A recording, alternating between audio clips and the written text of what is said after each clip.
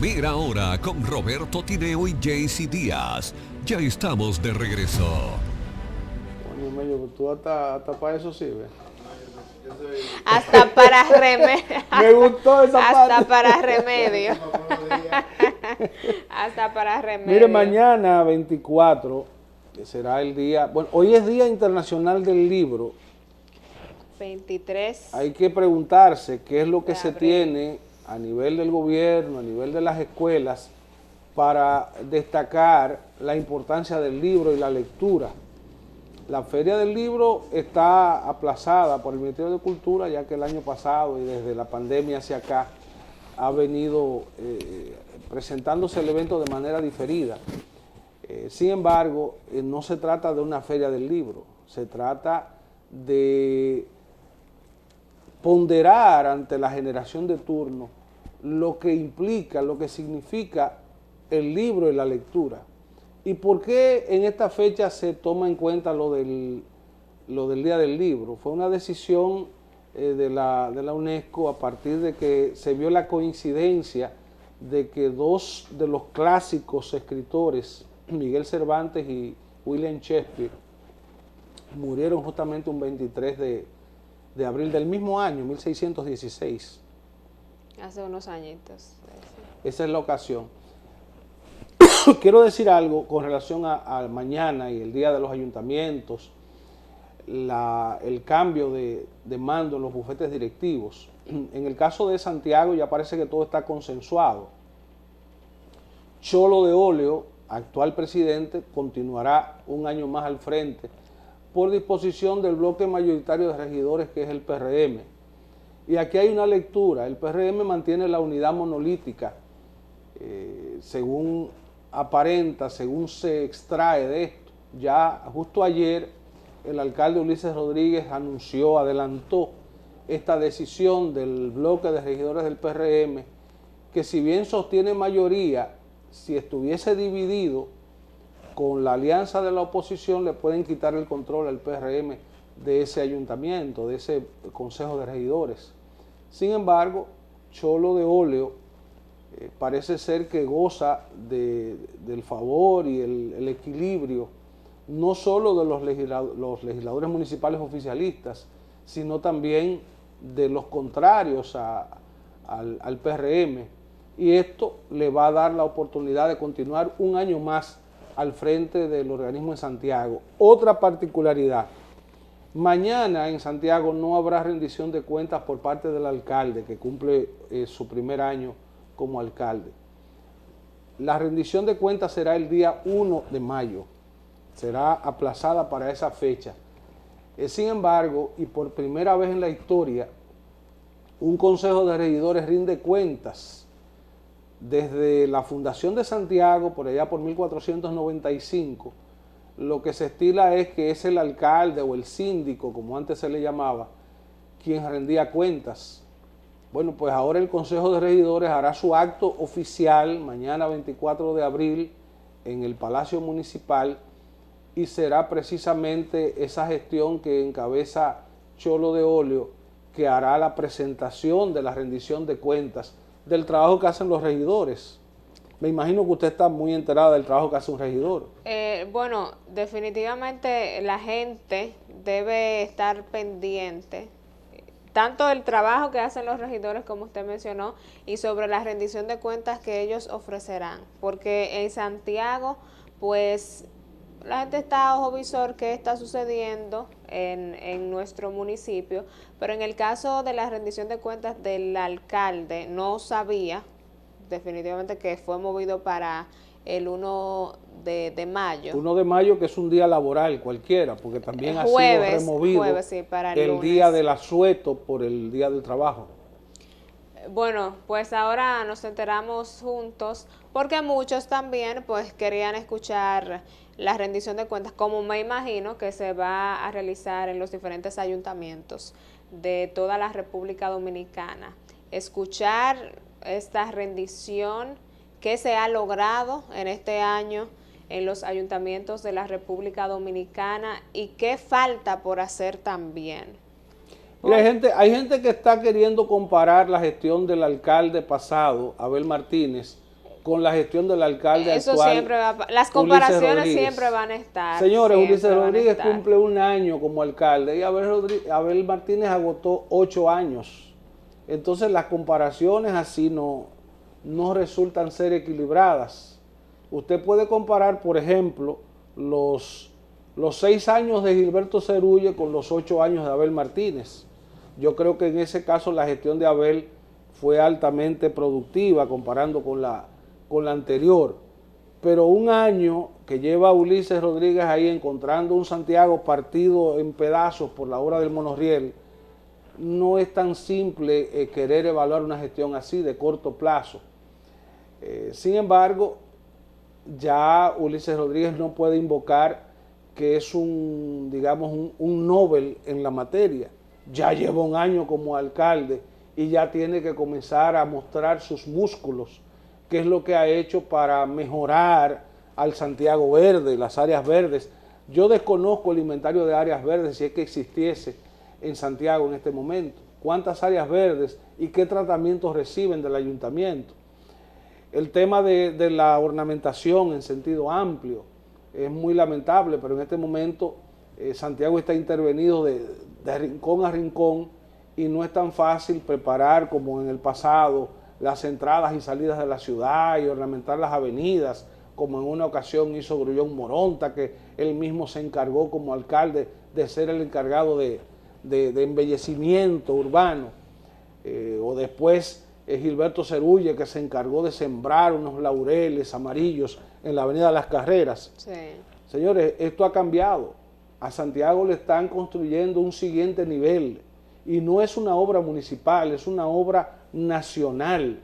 Es que el gobierno central tiene una visión de que Santiago es un prototipo de metrópolis, es un prototipo de capital, y no lo podemos ponderar esto solo por la intervención que hace el gobierno central con la inversión pública.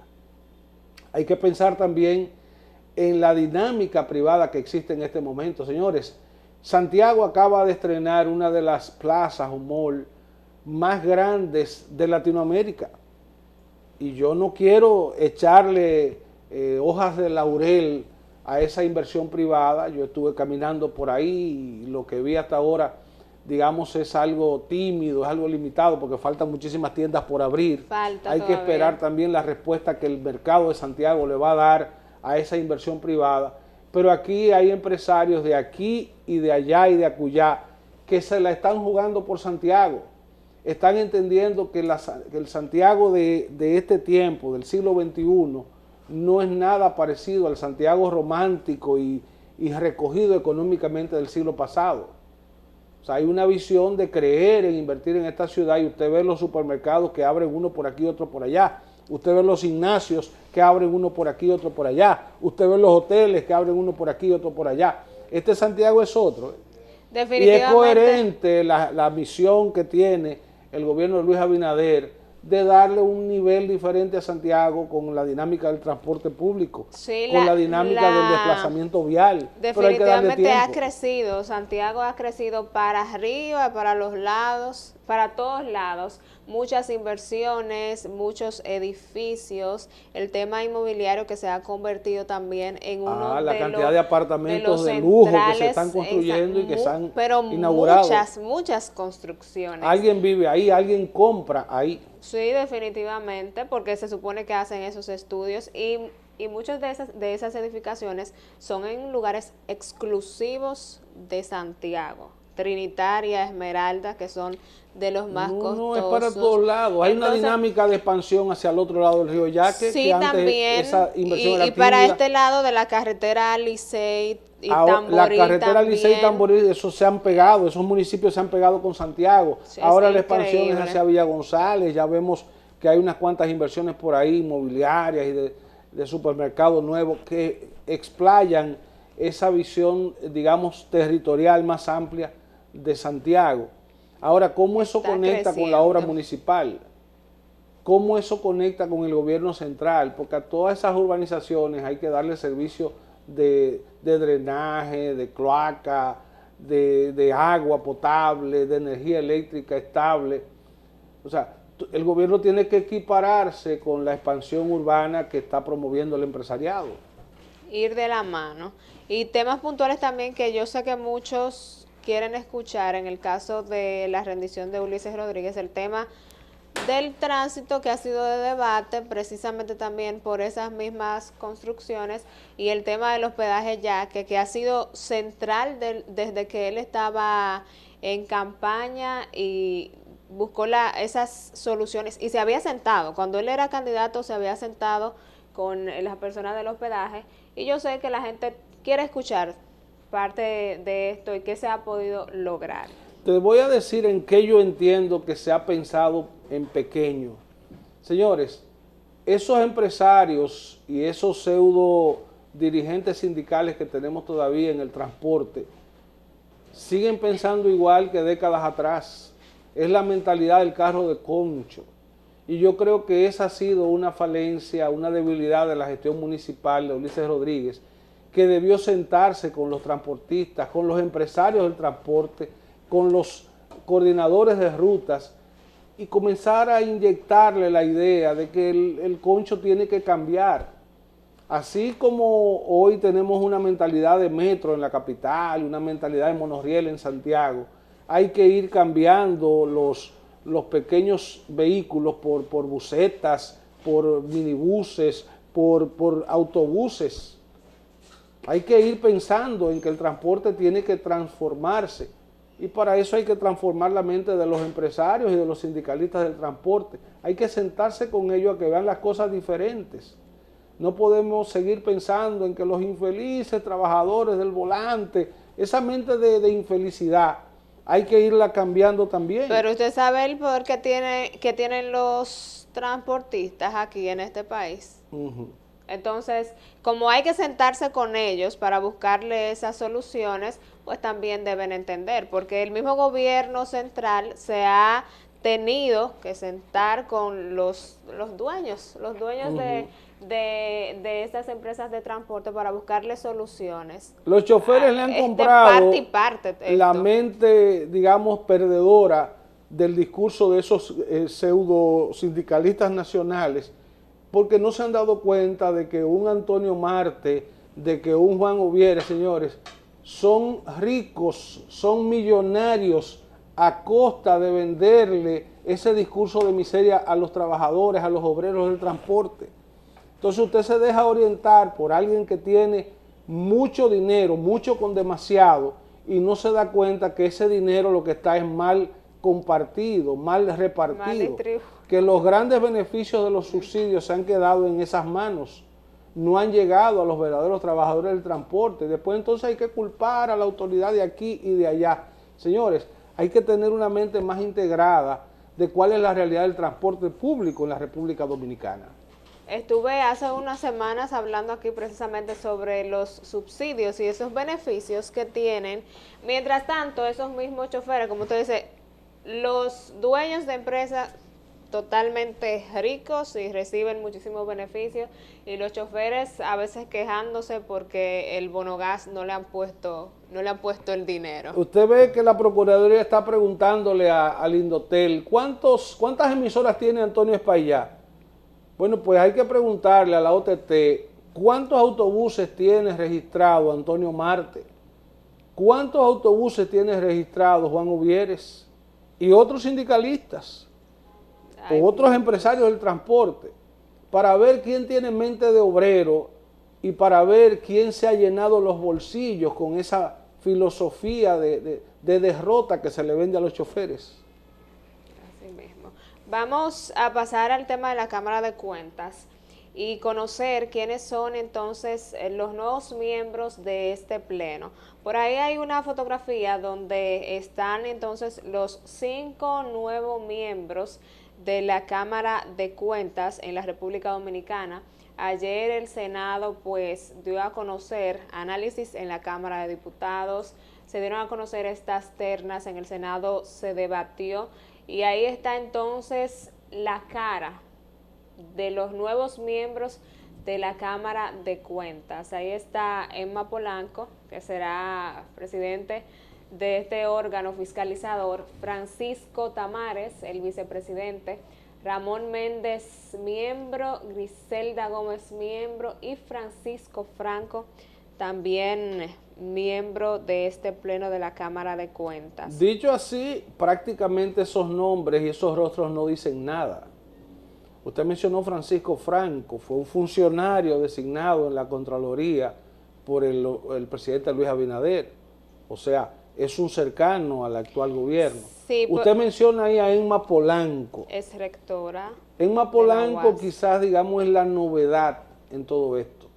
Es novedad porque es mujer. Es novedad porque tiene un historial conocido. Hizo una gestión como rectora de la Universidad Autónoma de Santo Domingo. Lo primero fue que como candidata se posicionó, ganó unas elecciones y después hizo una gestión noble como rectora de la universidad pública del país. Entonces, ese historial, esa impronta es la que la ha llevado al puesto de presidenta de la Cámara de Cuentas. Pero, ¿cuáles mitos hay que desmontar con relación a la Cámara de Cuentas? Y esto es un reto que tiene no solo Emma Polanco, sino el equipo que le va a acompañar desde hoy, que es la juramentación en el Senado. Hay que desmitificar el tema de que todo el que pasa por la Cámara de Cuentas va a hacer un mal trabajo. ¿Y es verdad o es mentira que todos los que han pasado han hecho un mal trabajo? Porque hay que contar desde Balaguer para acá. Balaguer ponía ahí en la Cámara de Cuentas a quien le venía en gana. Eso no era cuestión del Senado, había que consensuar con el líder. Y Balaguer tenía eso como para cumplir con ciertos compromisos políticos partidarios. Y aunque Balaguer no era un hombre de faldas aparente, también habían ciertos compromisos de faldas que se filtraban por ahí. Después, con los gobiernos sucesivos, ha sido mucho peor. Se han metido a gente ahí a pagarle cuotas políticas y gente ahí a cumplirle compromisos de faldas. Entonces, al final de cuentas, nadie ha podido hacer el trabajo. Porque además, y este sí es un gran mito por desmontar, es que desde que se instalan ahí comienzan los vientos negativos a decir de que ese grupo no va a hacer el trabajo, que no lo está haciendo bien, que no está fiscalizando, que no está haciendo esto, que no está haciendo lo otro. ¿Por qué? Porque conviene que ellos queden mal. Porque esos son los funcionarios encargados de hacer quedar mal a los funcionarios que van al Estado a robar. Esos son los funcionarios que van a fiscalizar las más de 5.000 auditorías que anualmente se realizan a instituciones públicas de la República Dominicana. Entonces, si esos funcionarios no fiscalizan o no fiscalizan bien esas auditorías, nunca van a llegar al PETCA, que es el órgano de la Procuraduría General de la República, que tiene que ver con investigar los casos de auditorías que muestren inconsistencias, irregularidades o faltas penales. Y si no llegan al PETCA, tampoco van a llegar a la justicia. Entonces, ¿cuál es la escala que hay que vencer de la corrupción en República Dominicana? ¿Por qué en este gobierno no han podido dar con funcionarios corruptos? ¿Por qué no se ha podido cumplir, gracias al debido proceso, con llevar a la cárcel y condena definitiva a ciertos funcionarios del pasado gobierno y del gobierno actual? Es sencillo. Es porque el trajín que lleva la Cámara de Cuentas es muy fuerte. La presión que hay ahí, el descrédito constante que hay ahí hacia esos miembros, nunca le va a poder justificar que salgan de ahí resultados óptimos en la evaluación de las auditorías. Entonces, no salen los expedientes de la Cámara de Cuentas y si alguno que otro llega a la PETCA, a la Procuraduría General de la República, tampoco ahí se hace completo el trabajo. Y si llegan a la justicia, entonces hay que ver cuál es el papel de los jueces en este caso. De modo que hay que comenzar a desmontar mitos, porque eso no es un regalo, es probable que sea un dardo envenenado que le estén entregando a Emma Polanco. Bueno, aparte de Emma, como usted mencionó y habló sobre exrectora de la UAS, también voy a mencionar los demás miembros de este pleno, dónde estaban o qué puesto ocupaban, ahora ya luego de ser seleccionados parte de este órgano fiscalizador. En el caso de Francisco Tamares, quien es el vicepresidente, él estaba como director de auditorías especiales en la Contraloría General de la República. ¿Quién lo nombró ahí? Lo nombró Luis Abinader en ese cargo anterior. En ese cargo. Ahí está también Griselda Gómez Santana, que era empleada entonces de carrera en la Dirección de Presupuesto. Esa empleada de carrera significa que tenía mucho tiempo ahí, viene del pasado. Sí, ahí está también Francisco Franco, quien es abogado constitucionalista y exmiembro del Consejo de Defensa de Jean Alain Rodríguez. Exmiembro del Consejo de Defensa de Jean Alain Rodríguez. Sí. Y ahora está en la Cámara de Cuentas. Francisco que fiscaliza Franco. Precisamente la Procuraduría donde estuvo Jean Alain Rodríguez. Me falta uno todavía. Me faltan dos. Ya hay una mujer. Griselda, esa es bueno. la empleada de carrera de dirección. Póngame la fotografía por ahí porque me falta otro para ver dónde está. Ese es Ramón Méndez. Ramón Méndez Acosta, entonces, era el actual auditor interino de la Cámara de Cuentas, o sea que estaba también, formaba parte de la Cámara de Cuentas y ahora es miembro del Pleno. Auditor de la Cámara de Cuentas saliente, que no hizo el trabajo. Que no hizo. Y mire, y usted sabe que los salientes, tienen acusaciones muy graves en su contra. Graves y hay que ver qué tan graves, porque se habla de acoso laboral. En el caso del presidente Janel Ramírez. Se habla de que en el 2023 solo se procesaron 4 auditorías. Imagínese usted. Si a usted le ponen 5.000 expedientes en la mesa y usted procesa 4, ¿dónde están los otros? Lo acusan de archivar precisamente auditorías de diferentes instituciones, tal vez por el mismo amiguismo, porque mencionaron vínculos de algunas instituciones y los vínculos con los miembros del Pleno, de que no hicieron las reuniones del lugar para poder analizar y vamos a guardar esta. Y así mismo pasaron muchísimas de esas auditorías y la gente se quedó esperando. Y como usted mencionó, la Procuraduría necesita esos informes para poder, si van a someter a la justicia a gente por irregularidades, pues se necesita que la Cámara de Cuentas realice su trabajo. Tiene un tremendo reto, pero yo creo que con la que teníamos en comparación con esta, por lo menos se va a hacer algo. Yo me quedé esperando tengo el ojalá positivo de el que se hagan las cosas. de un Mario Fernández que luchó y luchó por llegar ahí a la Cámara de Cuentas para representar a Santiago, porque es un hombre de Santiago, sí, que antes estuvo en la Junta Electoral de Santiago y salió ahí con el escándalo del lío de los palitos del 2002. Usted no estaba aquí todavía en este mundo en esa fecha. Estaba en el estaba, 2002, pero sí, chiquita. Pero no vivía aquí tampoco. Entonces, Mario Fernández salió con el escándalo de la Junta y ahora entonces sale con el escándalo de la Cámara de Cuentas. Señores, por la puerta profesar seriedad en este país, yo creo que Mario Fernández es un hombre serio y cristiano. O sea, tiene 2 ponderaciones ahí que le puede a uno decir, bueno, es un hombre que yo creo que hay que sacarle su comida aparte. No, fue uno más de los 5. No se pudieron poner de acuerdo, no pudieron hacer un trabajo de calidad. Salieron por la puerta estrecha de atrás de la Cámara de Cuentas. Lamentablemente, todo el que estaba ahí. Y el tema político, como siempre, o sea, ¿quién me puso ahí?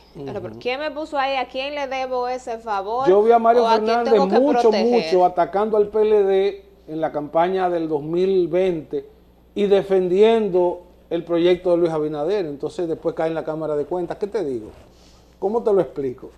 Eso no hay que explicarlo, Pero vamos a ver las declaraciones tanto del senador por el Distrito Nacional, Omar Fernández, como el senador de La Vega, Ramón Rogelio Henao, de qué sucedió cuando se estaban analizando estas ternas. Algunos quedaron conformes, el partido oficialista dice que va a cargar con la responsabilidad de esta nueva Cámara de Cuentas. Sabemos que son la mayoría en el Congreso Nacional y dicen, bueno, el PRM los puso, como lo han hecho otros gobiernos. Entonces, ¿a quién van a responder? Por fin Omar Fernández está jugando un rol de opositor y no de modelo y de bailarín. Porque no se ha prestado para más nada. Para regalar el barrilito, que no son cuartos de él, porque el que está regalando el barrilito no se está metiendo las manos en los bolsillos y sacando de los suyos, sino, mira, este asunto yo no estoy de acuerdo cómo se está gastando y yo lo voy a gastar en otro tipo de causas sociales. Pero Omar Fernández no ha hecho oposición en este país. Ahora está expresándose con relación al resultado de Sobre la elección de los miembros de la Cámara de Cuentas. Sí. Pues hay que escuchar qué es lo que dice Omar. Adelante. A primera hora.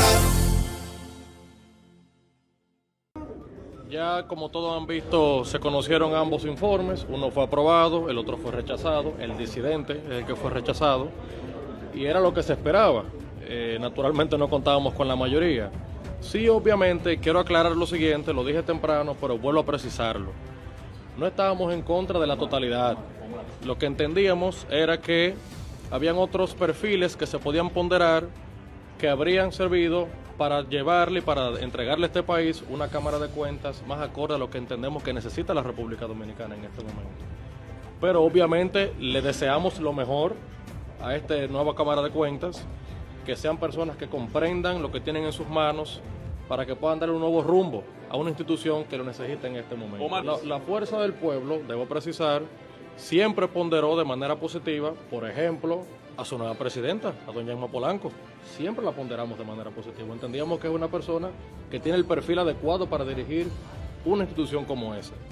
No nos hemos opuesto a nadie. Lo que entendíamos era que otros perfiles podían equilibrar mejor y ayudar a que tenga un buen resultado esa institución. Pero repito, obviamente le deseamos el mayor de los éxitos a los 5 miembros.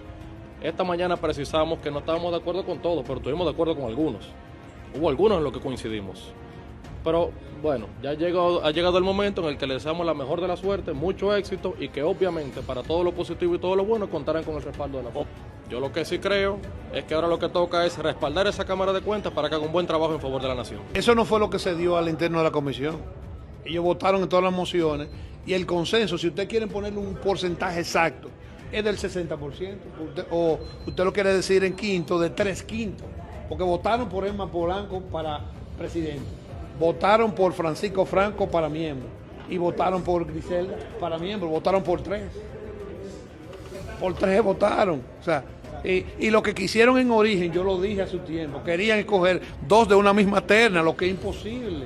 Lo que es imposible en función del reglamento, en función de la ley. No, escoger 2 que se cogieran, que se violara el reglamento y de la Cámara de Diputados, del Senado, claro, eso es todo, pero el consenso fue tan amplio como el 60%. Pero entonces, senador, los miembros... Porque en la comisión, y ahí están las actas de la comisión, yo le exhorto a que la pidan las actas de la comisión. Y no es un peligro. Piden las actas de la comisión, entonces, para que vean lo que ellos propusieron allí, por lo que ellos votaron, y después, ahora, el derecho a un informe disidente lo tienen, eso no hay problema. Esta es una Cámara de Cuentas que va a marcar un antes y un después.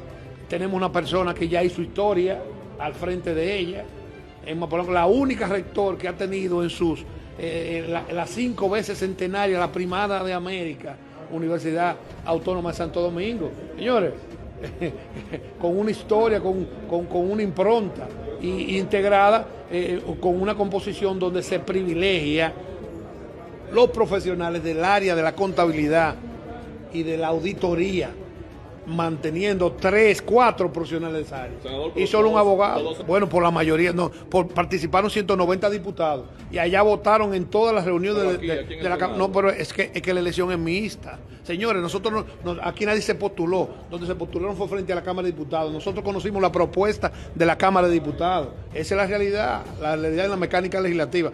Ellos se postularon frente a la Cámara de Diputados. La Cámara de Diputados estableció 5 ternas que nosotros dentro de ellas escogimos. Encontramos que todas las ternas tenían mérito para establecer una escogencia y dentro de ellas escogimos 5 y ya está integrada. Gracias a Dios vamos a tener una Cámara de Cuentas que ojalá no borre el amargo paso de la cuestionada actual Cámara de Cuentas. A primera hora. Usted ve cómo es que se habla, cómo hablan los camaleones. Ese era Ramón Rogelio Genao, ¿eh? Ese es un prototipo de un camaleón.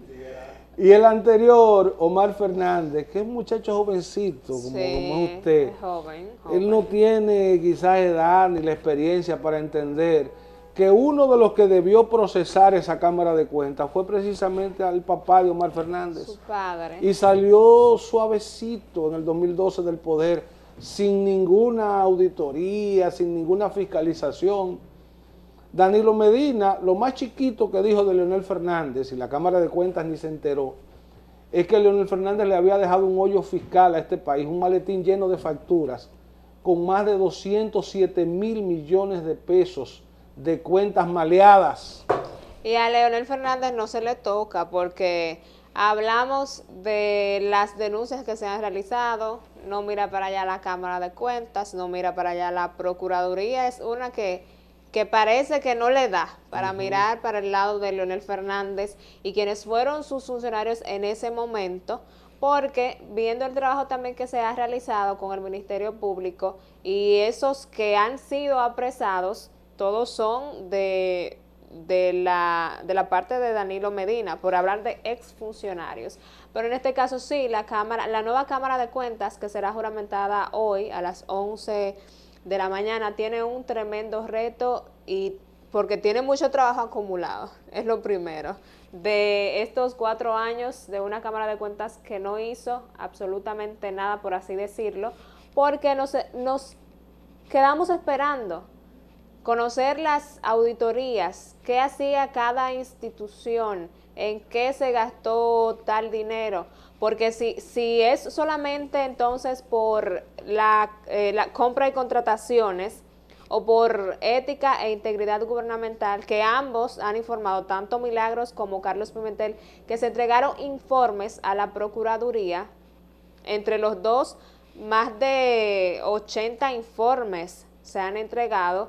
Imagínese usted si la Cámara de Cuentas hubiese realizado su trabajo, de cuántos informes estuviésemos hablando.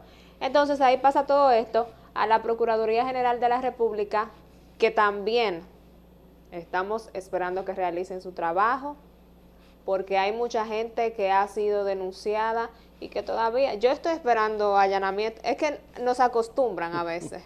Como vimos tantos allanamientos y un aparataje la a veces, ansiedad de los allanamientos. no, la gente está esperando cuándo es que van a allanar, cuándo es que van a realizar el mismo aparataje que con exfuncionarios. Entonces, no nos acostumbren a eso, que después nos quedamos esperando. Mira, la complicidad sospechosa del PLD.